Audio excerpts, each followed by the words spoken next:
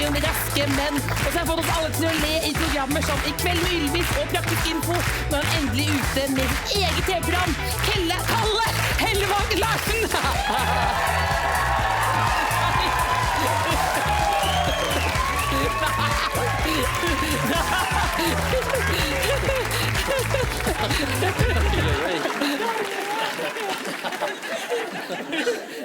Velkommen hit.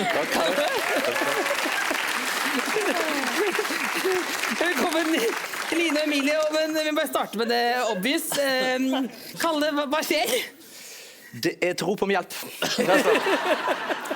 Nei, det jo Halloween, så jeg tenkte jeg skulle kle meg ut som klovn It. Ja, Det har vi sett. Eller D, som det heter på norsk. Klovn D.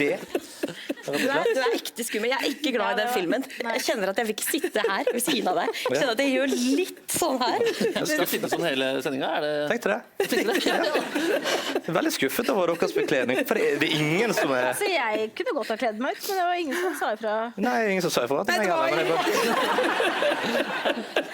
Jeg er klar. Det veldig hyggelig å ha de alle her. Du kan ha ekstra applaus for Kalle Klovn, da.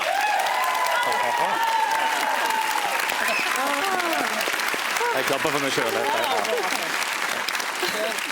Men jeg må bare snakke med deg litt. Du må snakke med meg litt. Fordi at du, jo når talkshow, så du det må- kom inn her nå, jeg har en liten høne å plysje med deg. Plysje?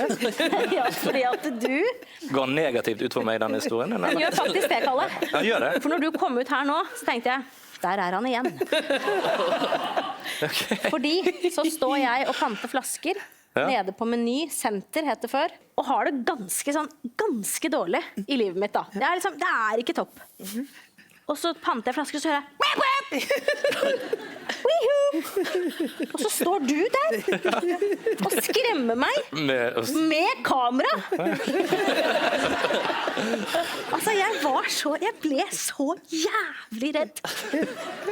Og så spør dere etterpå om dere kunne bruke det, og da sa jeg nei. Dette blir slags sånn, nå skal du sitte ved siden av klovnen her, så dette blir slags sånn traumebehandling. Det faktisk det, og så ser du så skummel ut nå. Eksponeringsterapi. Før vi går. Ja. Oi. Det sant? Gratulerer. Ja, det sånn amming, og du vet, man tror at det skal være ganske lett, men det jo veldig vanskelig, og jeg dro til en sånn klinikk for sånn ammespesialister. Ja. Hvorfor det? Nei, altså, jeg fikk det ikke helt til da, det var mye puter, og det mye greier, det så mye styr. Har ikke du barn? Jo da, jeg har 3 barn, men jeg har aldri ammet. Nå ser jeg for meg deg I det kostymet amme, det tenker jeg bare, det så skrekkfilm. Men du kom til ammeeksperten? Ammemann.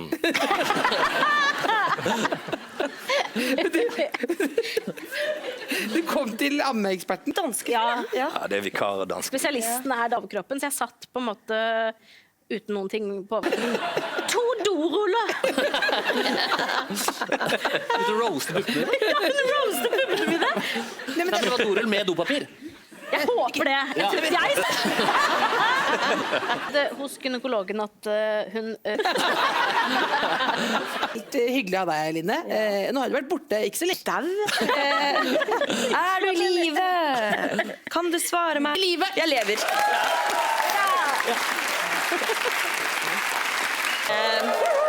Det tar jo litt tid. Hvordan gjør man det? Ok, men nå skjønner jeg hvorfor det var... Du går på en date som varer I 8 timer. Du ikke psycho, ikke sant? Jeg bare, nei. Det bare, Så... Jeg laver forventninger til en mann så lenge han ikke har... Jeg kjenner jo igjen deg også bak sminken der, Kalle. Men ditt største varemerke, det borte. Jeg tenker da på den gode gamle hårsveisen. Du kan se på det her. Å, herregud. Hva var det? Dette fra TV-programmet. Ikke lov å gre på hytta. Hva var det du tenkte på? For noe? Ja. Altså hele den greia med håret, det begynte mer eller mindre som en tilfeldighet. For det var en gang, helt i begynnelsen når jeg begynte med revy og show og sånn, så hadde jeg bustet hår, tilfeldigvis en gang, på en ikke viktig forestilling helt i starten her. Og så merket jeg at folk syntes det var veldig gøy, og fikk liksom, gode tilbakemeldinger på det. Og det var veldig teit, men så da fortsetter jeg litt som å buste litt inn med vilje. Som, ren kynisk egentlig, på forhånd, som at håret var alltid en liten vits. Men jeg hadde en manager på den tiden som bare elsket det. Han bare liksom så det kommersielle potensialet. Ja. Har du fortsatt samme manager? Nei. Og så var det en gang som bare har bitt seg inn i minnet mitt, var vi skulle være gjester på Grosvoll, som hadde tatt over for Skavlan for lenge siden. Var dette i gamle dager? Ja, 2007 eller noe sånt. Og da sto vi liksom der bak scenen sånn som nå, og så ventet vi på å bli ropt inn, og så skal han manageren komme bort til meg og så sa han, få se på deg. Og så så han på håret, og så spyttet han i hånden. Og så bustet han det ekstra til.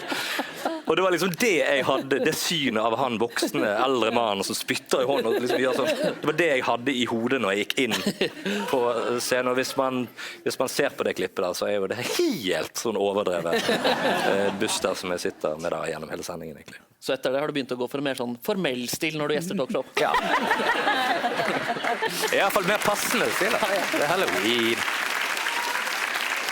Hvis du tar den tonen, så skal jeg fra nå av ikke si noe, jeg skal bare mime. Det er veldig creepy og til stede uansett. Ingen kommentar. Det er mimespråket. Men flere har jo jobbet med han tidligere manageren din, Boris Johnson, blant annet. For ikke snakke om en ung Line Elfsåshagen. Var du inspirert av Kalle her? Ja, det er det som, jeg tror kanskje sånn, jeg var det i underbevisstheten faktisk, for jeg husker jo veldig godt Raske menn, og du var min favoritt. Og det tror jeg var på grunn av håret ditt. Ikke talentet. Nei. Det var nettopp det jeg tenkte. Det er håret. Så, Kun håret. Så jeg ble faktisk kalt Line med håret på ungdomsskolen. Og da stakk vi ut i byen og shoppa litt. Endte på med sånn knall lilla vann. Og så var det bare bildet av en elg og dyppe håret ned. Liksom. Og så bare, oi, det ble mye. Plutselig var nesten hele håret med lilla. Og det ble forresten knall, altså det gikk aldri vekk den fargen. Du må si beklager. Det er en sang. Er det en sang? Ja, det er en sang. Den lager eller en novelle, jeg vet ikke. Det er jo på tilbake.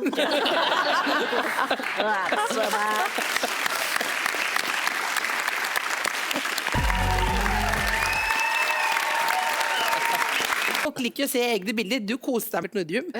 Og så jeg stiller spørsmålet Sånn, det å ha regi for første gang. En gang kameraet begynte å gå, så jeg bare dum. Dum var jeg. Bare satt der bare, boyfriend! Ja, men det var det jeg gjorde. Jeg synes han var så flink, så på et tidspunkt så skal kameraet snu seg. Det har jeg skrevet. Jeg synes det var så spennende å se på han. Men nei, det er sånn har vi sett på ingen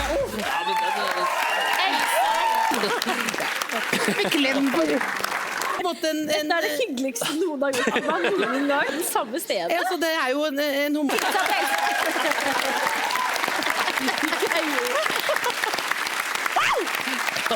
Få med det hjem. Ja, men nå ligger den jo ute.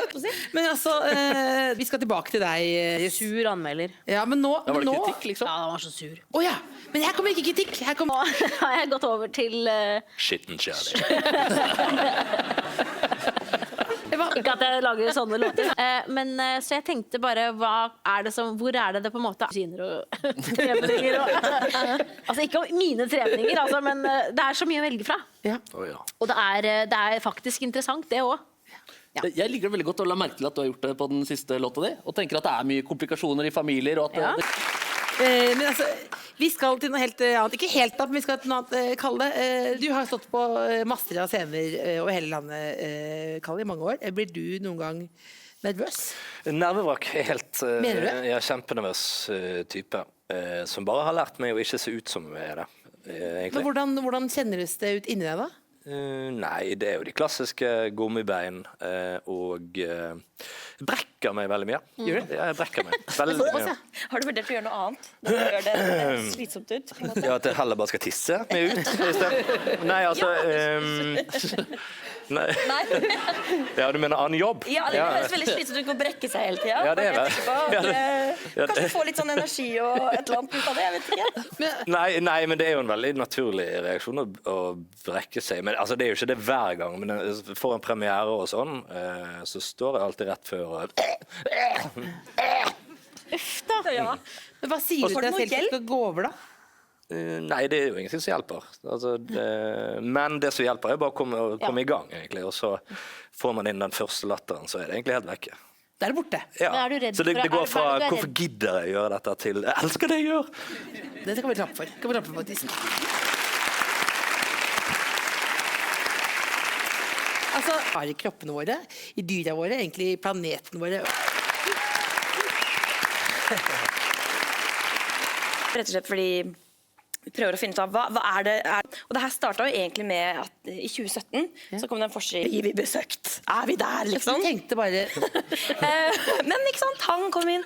Verdens streiteste fyr. Han er de filmene som ble offentliggjort tidlig. Så den er litt Ser man tydelig hva det ser ut som? Nei. Eller nei?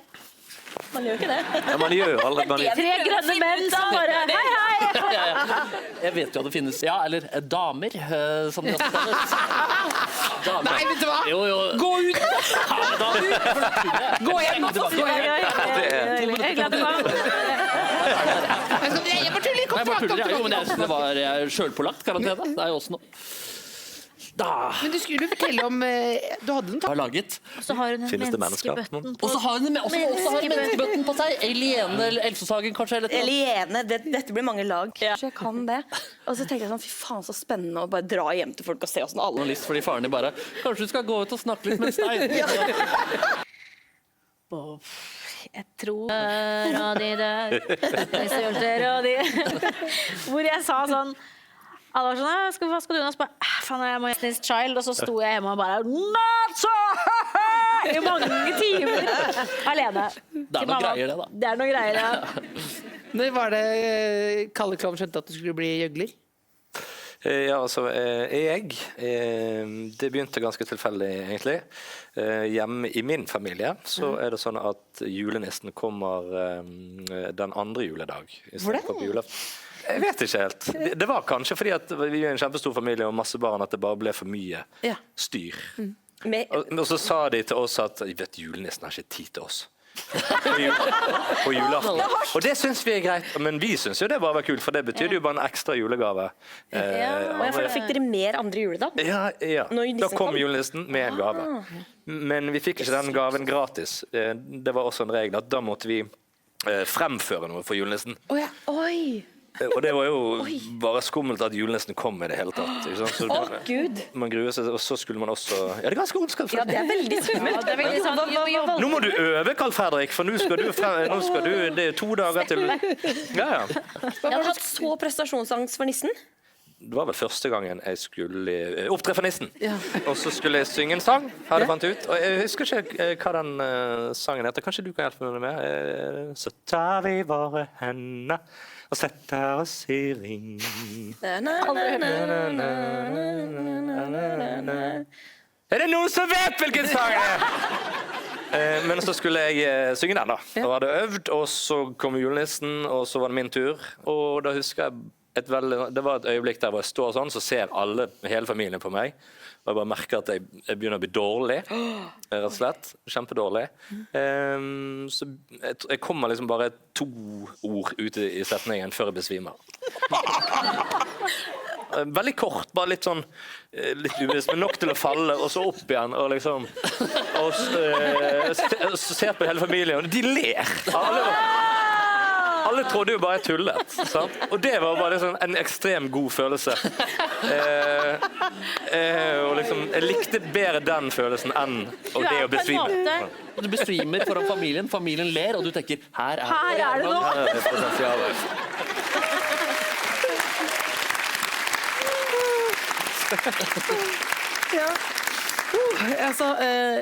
Kalle, vi kjenner deg fra Raske menn, vi kjenner deg fra I kveld med Ylvis, og skjult kamera-konnissør, numero uno. Denne høsten så har du ikke bare fått meg, men hele Norge til å le, ikke lov å le på hytta. Men det ikke det som det aller mest spennende akkurat I dag, det fordi endelig har du fått laget din egen TV-serie, skjult kamera-drama. Bare se på dette. Ja, hei. Dette meg. I mange år har jeg laget skjult kameraprogrammet Kalles gale verden. Ja, Gud hadde lagt en plan for ham. Skjult kameramann.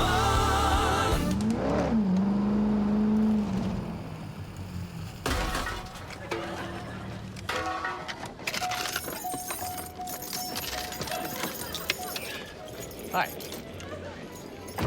Jeg Kalle Hellemann Larsen. Det første innslaget vi skal se I dag.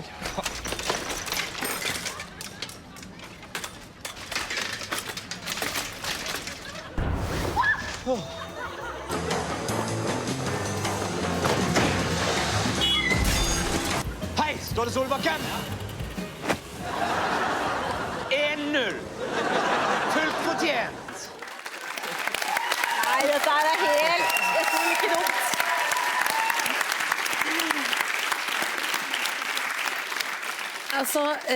Du har jo vært en slags sidekick I mange år, vi har sett deg masse ulike steder. Nå det da skjult kameradrama, Kalles gale verden. Hva det vi får se I denne serien? Jeg har lyst til å bare si det var en idé som begynte med for mange år siden, ganske tilfeldig, for at vi satt på kontoret og jeg klaget mer eller mindre over at jeg var lei av å lage skjulkamera og hadde lyst til å lage nytt, og vi fant ut at jeg kanskje den I Norge som har laget flest antall skjulkamerainnslag. Vi regnet grovt på det, og så kom vi opp til litt sånn over 200 innslag. Og så endte vi opp med å bare lage mer skjulkamera, egentlig. Men det var jo heldigvis et nytt aspekt med det, så vi fant ut at et skjulkamera-drama. Så noen av scenene I dramafortellingen her filmet som skjulkamera ute I den virkelige verden med virkelige personer som ikke aner at de med I en TV-serie. Og så synes vi det var veldig gøy den tanken om at skjult kamera var liksom toppen av underholdning, at det ble liksom ansett som høykultur, kunst på en måte da. Så hvis vi kommer inn I handlingen, da det på en måte at jeg da som jeg selv I gang med skjult kameraprogrammet Kalles gale verden, der tittelen, og jeg skal til å begynne på sesong 9 av dette skjult kamera. Nå sølte du veldig her. Det var så interessant at du var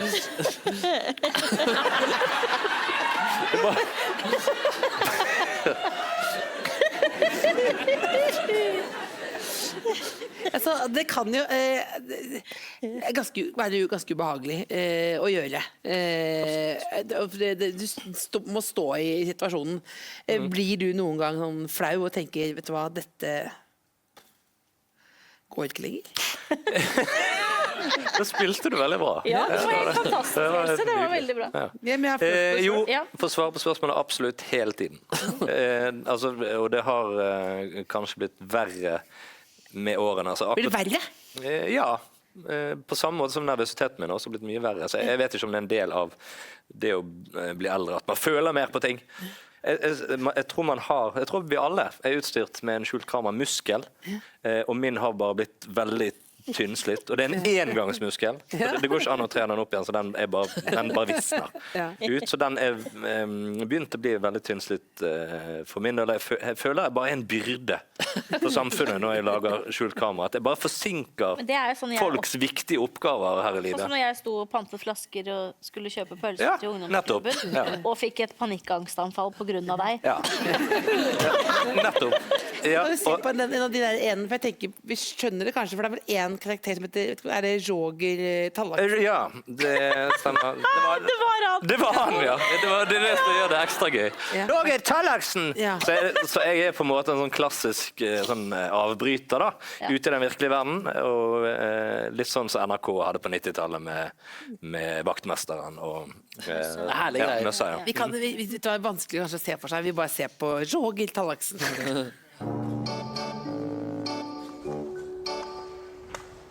Skoglund!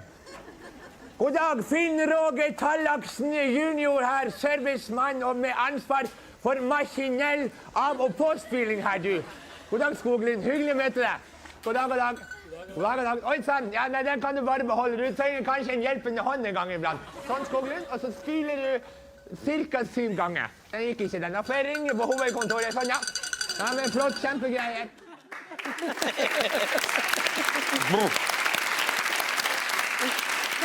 Hva føler du når du ser det? Nei, jeg ser jo nå når det er så lenge siden, så ser jeg jo at det, på en måte, det er jo gøy å se på det. Men det å oppleve det og gjøre det, det synes jeg bare var helt forferdelig. Jeg skammet meg altså så mye den dagen og den dagen. Men tenk deg det, da burde jeg ha sagt ja, for du skammet deg, og jeg skammet meg. Ja, det hadde blitt en bedre historie kanskje ut av det. Og jeg gjorde det der til sammen 3 innslag av det. Men jeg husker akkurat spesielt den dagen her, så bare følte jeg meg så ufattelig dum, at jeg måtte bare, jeg reiste hjem, satt meg i vinduet og drakk vin og bare så ut av vinduet lenge. Men tenk så mange, nå skal ikke jeg være helt oldemor her, men dere gleder jo veldig mange da. Altså jeg ler så mye, jeg blir flau over hvor mye jeg ler av. På en måte. Det er ikke sånn, men for at det er så gøy, det er så utrolig bra. Ja, jeg synes ikke alle innslag er helt så jævlig å gjøre. Men akkurat nå i denne sammenhengen så føler jeg det går på en måte til et slags nytt nivå, ja. Ja. Altså, når du gjør så mye skjult kamera som du gjør, Kalle, er det sånn at folk tror at du skal kødde når du også bare er privat? Ja, det har begynt å skje, faktisk. Så det er jo tydelig tegn på at jeg kanskje bør begynne å tenke på å legge inn skjult kamera-åren. Det skjedde for ikke så lenge siden, og det har skjedd før. Så var jeg på Sandvik og Storesenter, snikskritt. Og da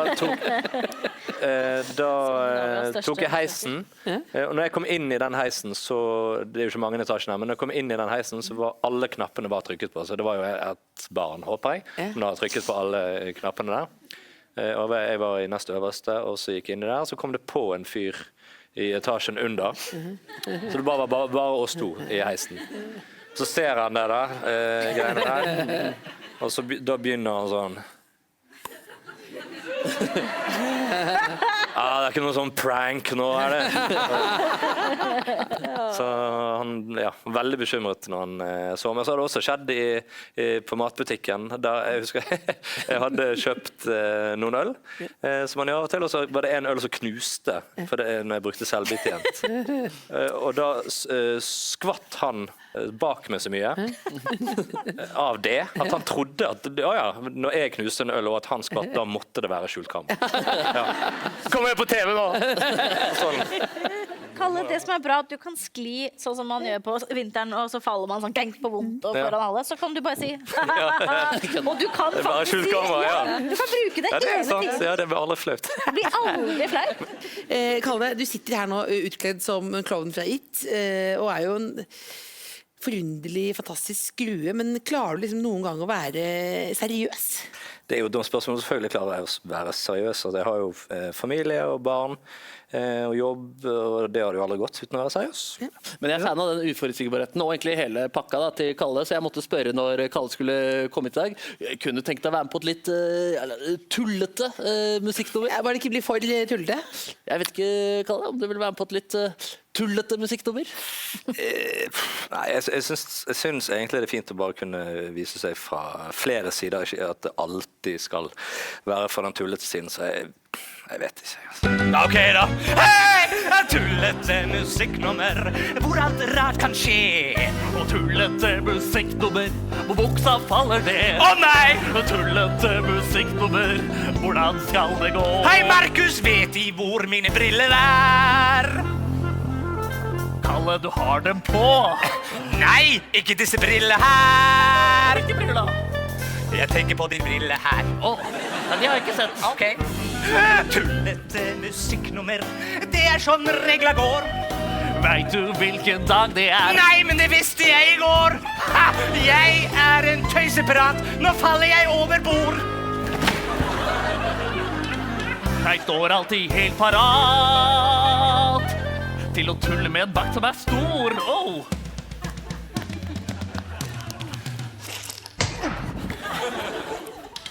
De skal alle sammen dø, så ditt fjas må da gå. Kalle, jeg kjenner i trusa mi at jeg begynner å få. Står det egentlig bra til gutta? Dere tøyser så fælt. Hva med sjelens valuta? Høsten den er harmfull, det kjenner jeg på selv. Et nummer med kun tull kan virke som et rop om hjelp.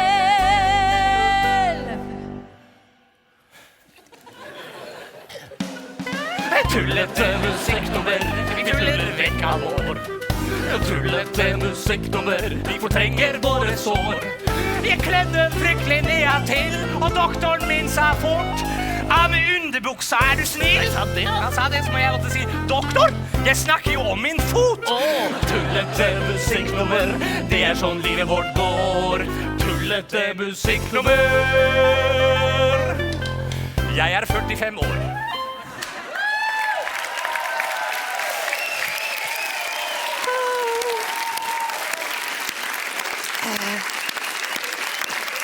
Tusen takk, tullete Kalle og Markus. Det var det rakk i kveld. Takk til kveldens fantastiske gjester. Line, Emilie, Kalle, fortsett med tull og fjas og nydelig musikk og ufo i alt. Og Markus, du og jeg, vi ses neste uke. Inntil da, ta vare på hverandre. Adjø! Scooby-Doo,